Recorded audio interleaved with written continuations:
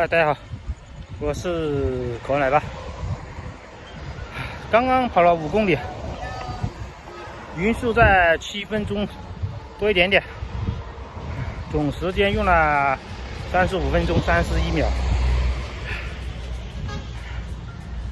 出来跑步就为了锻炼一下，就是为了让自己晚上睡眠时状态好一点。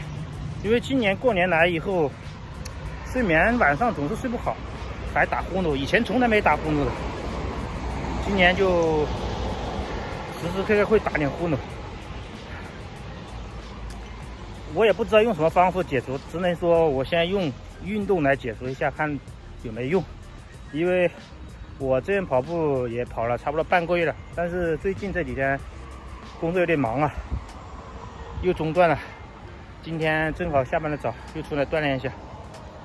其实锻炼也对自己颈椎也有好处，至少我的颈椎跑完步以后感觉轻松多了，也不疼了。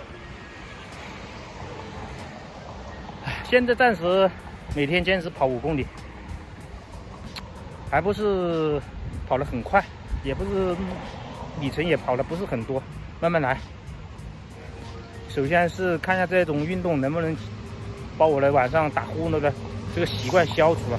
其实这个习惯也就是今年，以前从来没有的，也不知道这是因为压力还是有什么原因，我自己也不清楚。看医生好像也没什么好看的。这个地方跑步还是蛮舒服的。现在准备回家了，就大概到家还要走10分钟，慢慢走回去，放松一下。